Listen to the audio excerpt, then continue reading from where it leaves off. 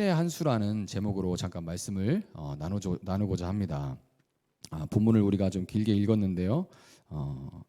우리가 여기서 참 하나도 빼놓을 부분이 없어서 다 읽었습니다. 그래서 이제 여러분이 좀 이해하기가 좀 편하실 줄 믿습니다.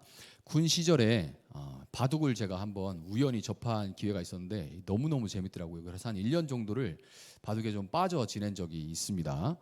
틈만 나면 군대에서 바둑 둘 시간이 어딨어 하고 하지만 틈이 또 많이 있어요. 그래서 틈만 나면 두고 또 휴가 때 휴가 복귀해서 이제 다시 군대로 돌아갈 때 이제 묘수 풀이집을 사다가 들어갈 정도로 꽤 이제 그 기간 동안에 꽤 열심히였는데, 바둑을 더 본 사람이면 한 번이라도, 아니면 뭐 인터넷에서 게임 바둑이라도 한 번이라도 더 본 사람은 누구나 한 번쯤은 이 상황을 반전시키고 판을 끝내버릴 수 있는 그 절묘한 한수인 신의 한수를 더 보고 싶다 하는 그런 꿈을 꿉니다. 바둑을 한 번이라도 이제 더 본 사람은.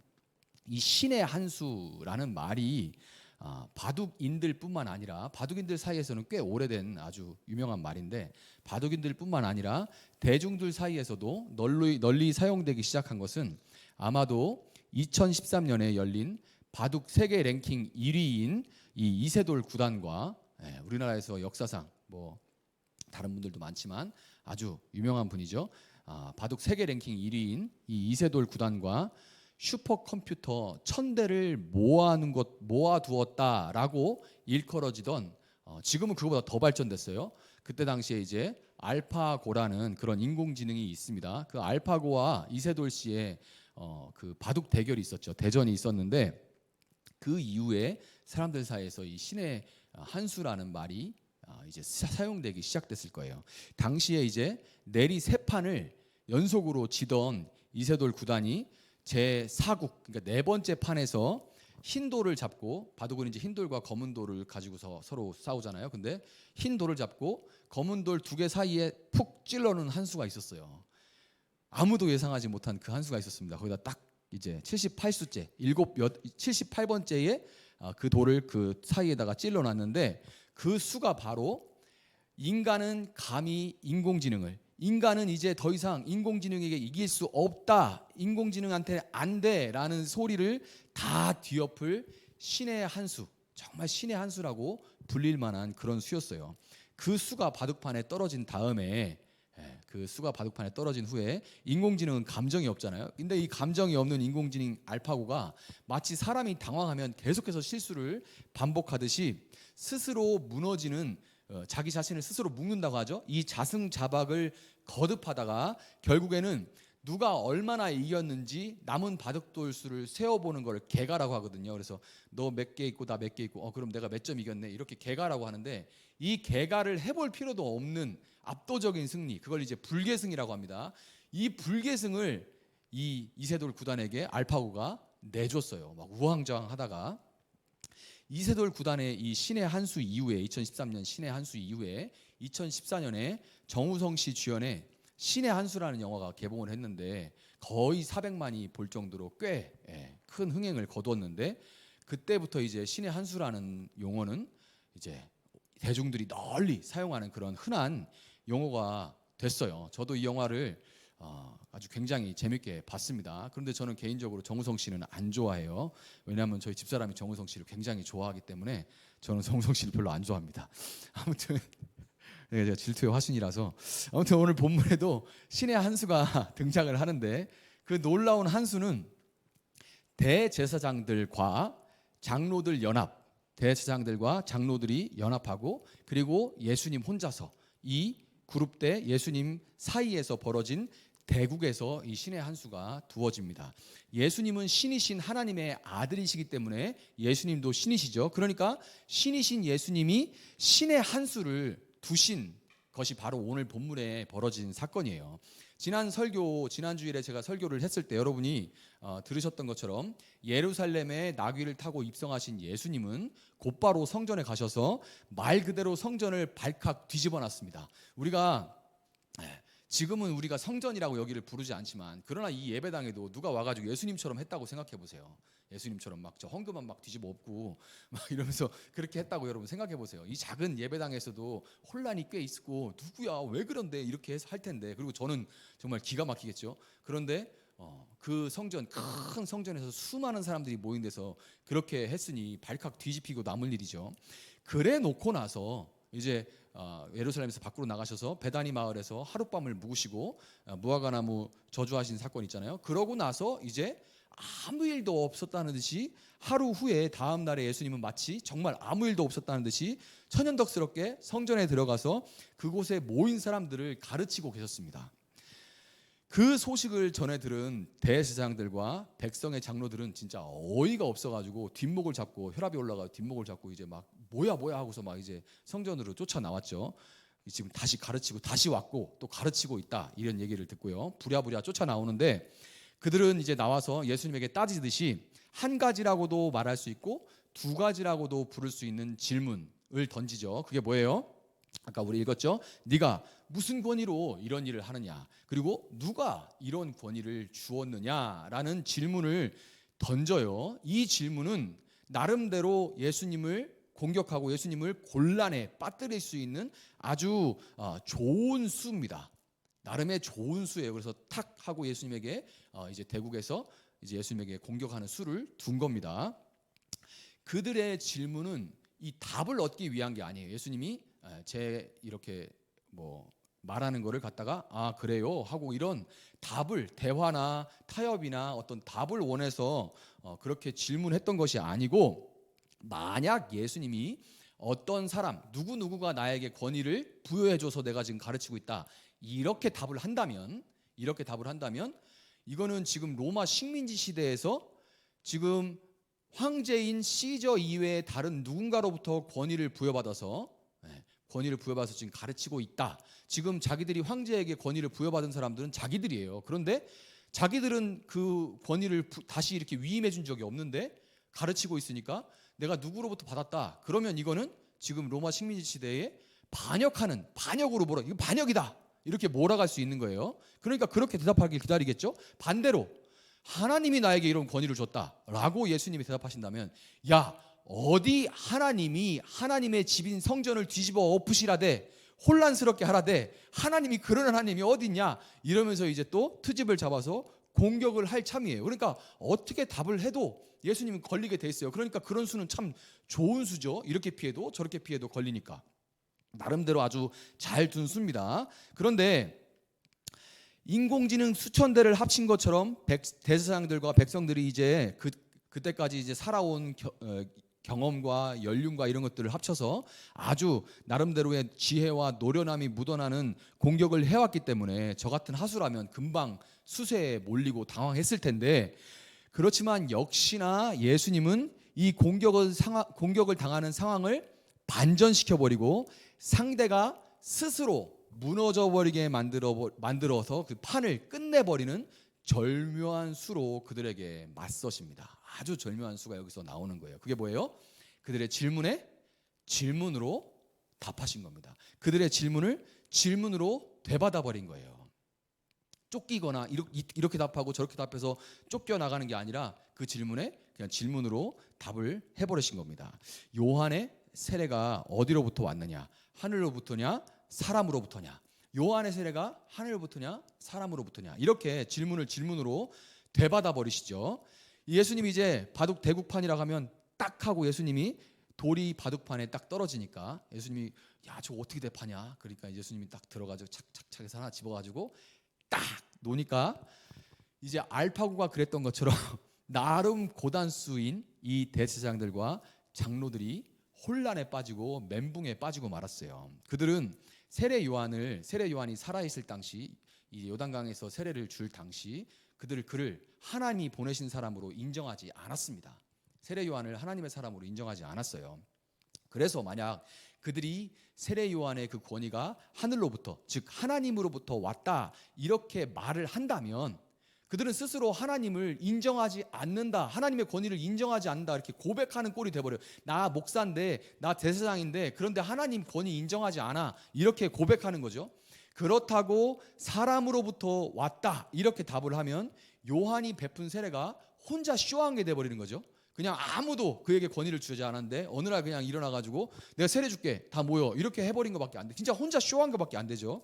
근데 그렇게 말했다가는 그를 선지자로 여기는 수많은 사람들, 거기다 지금 굉장히 지금 격앙돼 있어요. 왜냐하면 얼마 전에 이 세례 요한이 억울하게 헤롯 왕에게, 그것도 이방 출신 헤롯 왕에게 목이 잘려 죽었거든요. 너무너무 억울해요. 이 상황이 너무너무 억울하고 분하고 눈물이 나는 상황인데 누가 한번 12만 걸어봐 이러고 있는데 거기다 대고 사람으로부터 왔다 이렇게 말했다가는 그 사람들이 가만히 있지 않겠죠. 그래서 결국 이들은 청문회 자리에 선 정치인들과 똑같이 모릅니다, 기억이 나질 않습니다 이렇게 답을 해요. 모릅니다, 기억이 나질 않습니다 이렇게 답을 해요. 이거 우리가 청문회 하면 맨날 보는 얘기잖아요.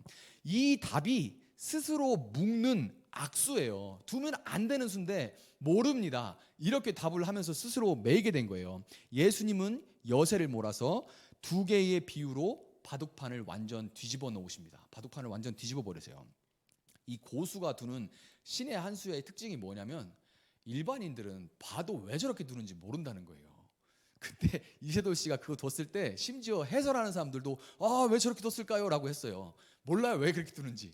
그 사람은 생각하고 딱 두는데 일반인들은 뭐야 저게? 이렇게 돼요. 왜 예수님이 이렇게 하셨지? 라고 우리가 잘 모릅니다. 그래서 오늘은 이 이어지는 두 개의 비유를 통해서 예수님이 두신 신의 한 수의 진정한 의미와 그것이 오늘 우리에게는 어떤 의미가 되는지 한번 살펴보도록 하겠습니다. 자, 예수님의 첫 번째 비유에서 어떤 사람이 자신의 두 아들들에게 각각 오늘 포도원에 가서 일하라 이렇게 말했을 때 맏아들은, 첫째 아들은 아버지 가겠습니다 라고 대답만 넙죽 해놓고 안 가죠. 그런데 둘째 아들은 사춘기가 왔는지 싫어요 이렇게, 싫은데 이렇게 해놓고 좀 돌아보니까 아빠가 속상하겠다 이렇게, 아빠가 힘드니까 부탁했을 텐데 이렇게 생각을 하고서 돌이켜서 일하러 갑니다.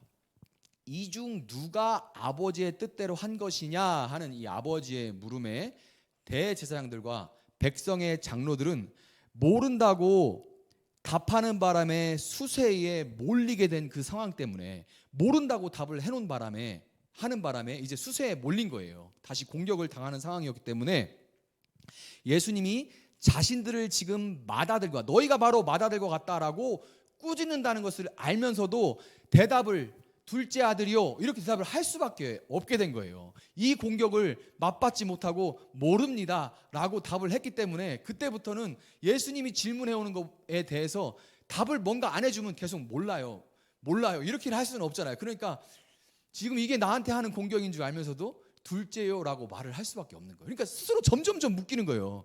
이러면 안 되는데 하면서 자꾸 몰리는 겁니다. 예수님의 신의 한 수의 위력이죠. 이렇게 둘째 아들이라고 인정을 하고 났죠. 그들이 요한이 사람들에게 세례를 준 권위가 하나님으로부터 왔다는 것을 인정하지 않으면서도 종교 지도자들로서 요한에게 세례받으러 요단강에 가는 사람들을 그들은 말리지 않았습니다. 그들이 진짜 그게 하나님으로부터 오지 않았다는 것을 정말로 믿었다면, 이거는 하나님이 주신 게 아니야 라고 정말 생각했다면 못 가게 말려야죠. 그거 지금 이상한 짓 하는 사람인데, 그렇죠? 그렇다고 해서 반대로 사람으로부터 그를 선지자로 여기는 사람들이 무서워서 그의 권위가 사람으로부터 왔다고 말도 못하는 그런 상황이었어요. 그러니까 그는 세례 요한에게 가는 사람을 말리지도 않고, 그렇다고 그의 권위가 사람들로부터 왔다고 말하지도 않았습니다. 그들이 그렇게 한 거죠. 자, 당연히 그들은 세례 요한이 자신은 그의 신들매도 신을 들지도 못합니다. 나의 뒤에 오는 사람은 나는 그의 신을 들기도 감당하지 못합니다라고 고백한 그 예수님의 권위도 인정하지 않았지만, 역시나 예수님을 따르는 사람들이 두려워서 예수님의 권위를 부정할 수도 없는 그런 상황이었죠. 결국에 그들은 종교 지도자들로서 하나님을 늘 하나님 이렇게 하나님을 말하면서도 아버지의 말을 듣는 척만 하고 무시했던 첫째 아들, 이 맏아들과 같이 애당초 하나님을 믿고 하나님의 말씀을 두려워하고 그 말씀을 듣기보다 그저 뭐를 보는 거예요? 여론과 사람들의 평가만 무서워했던 거예요. 여론과 사람들이 어떻게 생각하냐, 사람들이 무슨 말을 하냐, 여기에만 관심을 두고 두려워했던 겁니다. 여러분, 많은 교회 지도자들이 마치 예수님의 비유에 나오는 마다들과 같이 하나님을 말하고 종교적인 행위를 하면서 하나님을 공경하는 것처럼 보여요. 목사님, 뭐 또 목회자들, 수많은 목회자들, 선지자들, 많은 선교사들, 이 목회자들, 이 교역자들이 하나님을 공경하는 것처럼 보이지만 정작 하나님의 교회를 상징하는 이 포도원과 같은 교회를 위해서 진심으로 진정으로 일하지는 않습니다. 교인들이 잘못된 사상을 쫓아가거나 잘못된 세상 가치에 물들어 있거나 거짓에 속거나 이렇게 죄를 저지를 때도 하나님의 말씀을 그대로, 그 말씀 그대로 전하고 꾸짖고 돌이키도록 하지 않고, 마치 세례요한에게 가는 사람들을 말리지 않은 것처럼, 그리고 말씀을 왜곡해서라도 위로와 축복 그리고 평안을 말하는 것은, 그때는 그렇게 말하면 안 되는데도, 이 본문은 그런 말씀이 아닌데도 꼬아서라도 반드시 거기서 평안과 위로와 축복을 말하는 것은 그들이 하나님 아버지의 권위를 두려워하는 것이 아니라 사람을 무서워하고 있기 때문에 그런 거예요.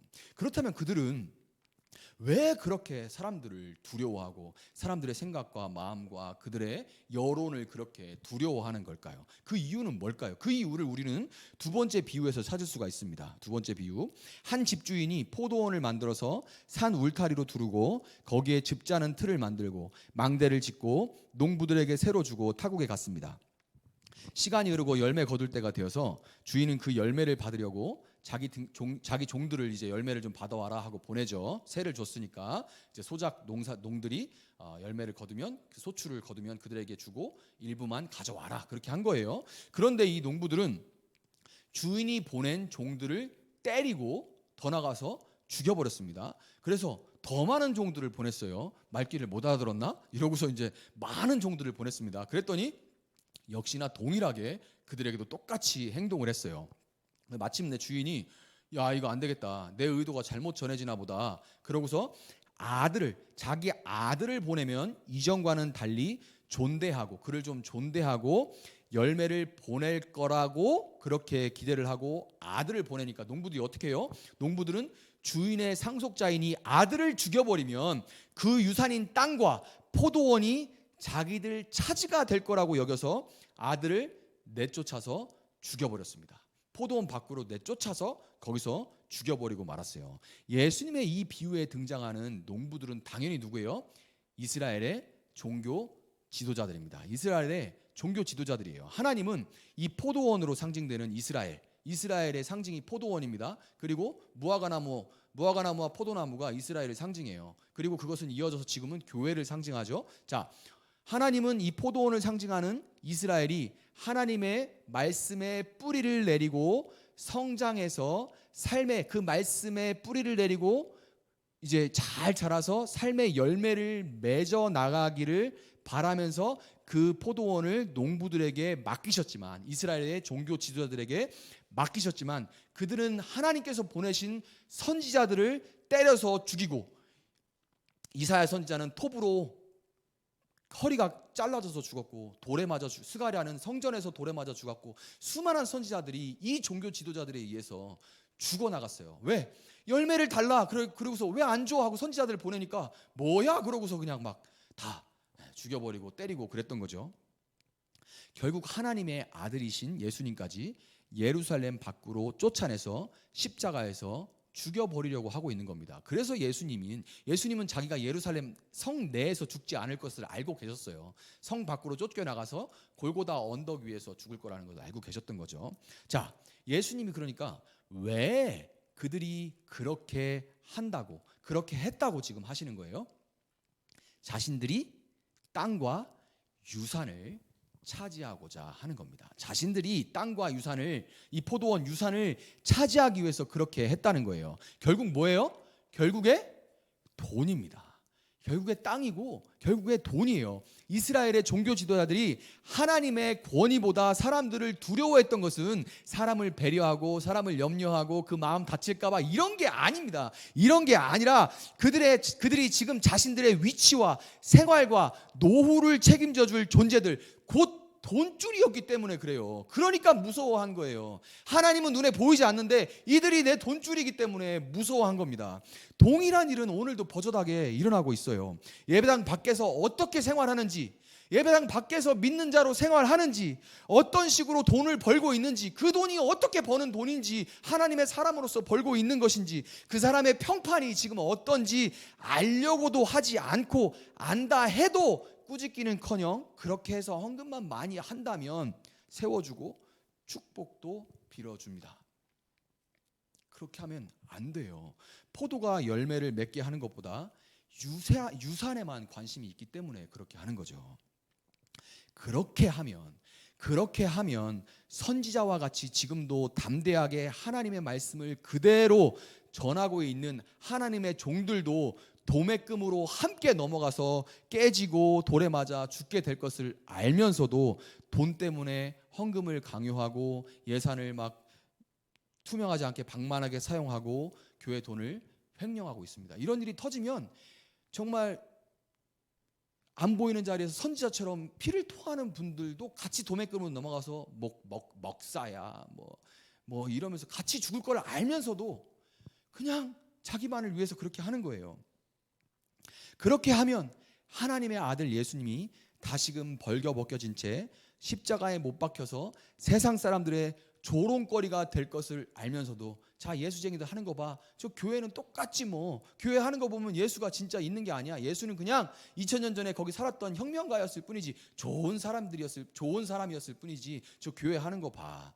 이렇게 조롱당하고 다시 십자가에 못 박힐 것을 알면서도 포도원이 원래 내 것이기라도 했던 것처럼, 세습을 하고 교인 수에 따라서 마치 가게 권리금을 받듯이 교회를 서로 매매하고 있는 현실인 거예요. 여러분, 이렇게 행하는 자들에 대해서 예수님이 40절에서 그러면 포도원 주인이 올 때에 그 농부들을 어떻게 하겠느냐 이렇게 물으시니까 대제사장들과 장로들은 45절에서 볼 수 있듯이 그 비유가 자신들을 가리키고 있다는 것을 알면서도, 그들은 45절 보면 분명히 알고 있어요. 이건 제 생각이 아니고 성경이 말하죠. 알고 있습니다. 이거 우리한테 하는 소리구나. 알면서도 그 악한 자들을 진멸하고 포도원은 제때에 열매를 바친 다른 농부들에게 새로 줄지이다 하고 답을 할 수밖에 없었어요. 이제는 답을 안 할 수 없는, 완전히 몰려버려가지고 그게 지금 자기들에게 하는 말인 줄 알면서도 이 말을 할 때 그 심정이 어땠을까요? 말하면 안 되는데. 그런데 자기 입으로 자기가 지금 뭐라는 거예요? 진멸을 당해야 된다고 자기 입으로 지금 고백하는 거예요. 그 말을 꺼내도록 예수님이 신의 한 수를 둬서 몰아가신 거예요. 코너에 몰리니까 나를 진멸해야 됩니다. 이렇게 답을 한 거예요. 기가 막히죠. 이것이 예수님이 놓으신 신의 한 수의 힘입니다. 예수님은 놀라운 수로 종교 지도자들의 공세를 반전시켰을 뿐만 아니라 그들이 입만 열면 하나님을 말하고 종교라는 틀 속에 살아감에도 불구하고 그들의 마음에 하나님에 대한 두려움이 하나도 없이 그저 사람들을 돈으로 여기고 있는 종교 장사꾼이요, 사꾼이라는 것을, 그 마음에 숨어 있는 것을 드러내시고 예수님이 다시 오실 때 그런 자들은 진멸될 수밖에 없다는 것을 예수님은 이 한 수로 공개적으로 선언하신 겁니다. 여러분, 그런데 이런 일이 비단 저와 같은 종교 지도자들만의 문제일까요? 저와 같은 종교 지도자들만의 문제일까요? 42절에서 예수님은 이렇게 말씀하시죠. 건축자들이 버린 돌이 모퉁이의 머릿돌이 되었다, 이렇게 말씀하십니다. 포도원을 가꾸라고 맡긴 농부들에게 내쫓겨 죽게 되신 아들, 하나님 나라를 세우라고 맡기신 건축자들에게 버림받은 쓸모없는 돌과 같으신 예수님이 부활하셔서 모퉁이의 머릿돌이 되신 겁니다. 여러분, 지금처럼 지하를 이렇게 깊게 파는 그런 건축술이 발달하기 이전에 예수님 당시에 이스라엘의 건축은 먼저 이 모퉁이 이 모서리에 머릿돌을 세우고, 한번 볼게요. 이제 뭐 딱 이거라고 말할 수는 없지만 모퉁이 이 모서리에 머릿돌을 세워요. 먼저 그렇게 머릿돌을 세우고 그 위에 돌을 차곡차곡, 그걸 중심으로 돌을 차곡차곡 쌓고 연결하는 방식으로 지어졌습니다. 저 모퉁이 돌을 중심으로 쌓고 연결하는 방식으로 집이 이제 담이 올라가면 벽이 올라가면서 지어졌어요. 어떤 집이든지 그 집에 그 벽을 이루는 돌들이 머릿돌을 중심으로 서로 연결되어 있지 않으면 바람이 불고 창수가 나면 순식간에 무너질 수밖에 없는 겁니다. 이스라엘의 종교 지도자들은 모퉁이의 머릿돌 대신 예수님을 버려버리고 스스로 돈과 명예와 권력이라는 건물을 쌓아 올렸기 때문에 그 인생은 마치 잎사귀가 무성한, 그래서 뭔가 있는 것처럼, 종교 행위는 그럴듯해 보이는, 목소리도 아주 걸걸해가지고 기도 많이 한 것처럼 보이는, 입만 열면 하나님, 교리 뭐 어쩌고 막 이런 얘기를 수없이 많이 잎은 열려 있는데 열매는 하나도 없었던 무화과 나무와 같이 결국에는 무너지고 진멸될 수밖에 없어요. 여러분, 여러분의 삶은 분명히 예수님이라는 머릿돌 위에 놓여져 있습니까? 여러분의 삶은 분명히 예수님이라는 머릿돌 위에 지금 놓여져 있나요?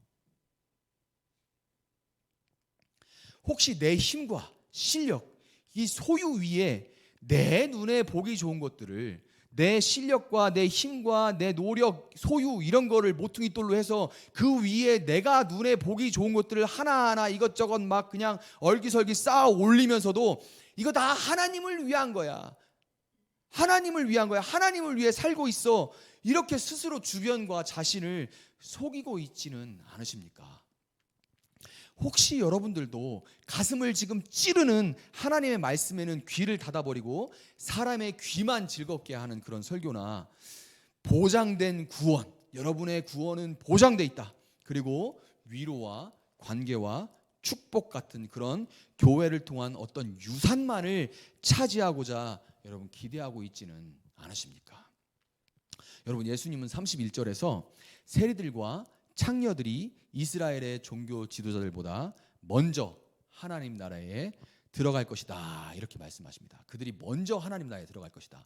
이 말을 들은 종교 지도자들, 평생의 성경 중심에서, 저하고 너무 비슷하죠. 늘 교회, 집, 거의 여기서 이렇게 살면서 늘 성경을 끼고 사는 이 종교 지도자들이 너보다 세리와 창기가 먼저 천국에 들어갈 것이다 라는 얘기를 들었을 때 얼마나 그 말이 기가 막힐까요? 그냥 남의 얘기니까 그냥 그렇게 들리겠지만, 그러나 여러분, 이게 그들에게 얼마나 충격적인 말이었을까요? 여러분이 평생 교회를 다니고 교회 봉사도 하고 헌금도 했는데 마지막 날에 예수님이 너보다 네가 비웃고 왜 저렇게 살아라고 생각했던, 평생 술만 마시고 문란하게 살아온 아무개가 차라리 너보다 천국에 합당하다, 이렇게 말씀하시면 여러분 그때 심정이 어떻겠어요? 나는 평생의 교회를 떠난 적이 없고, 잠시 쉰 적은 뭐 있을지라도 평생 떠난 적 없고, 갈등했지만 헌금했고, 그리고 교회 생활하고, 이렇게 뭐 하고 싶은 거 제대로 못하고 늘 이렇게 매여 있었다고 생각하는데, 하나님 중심으로 살았다고 생각하는데, 하나님은 너보다 네가 속으로 비웃던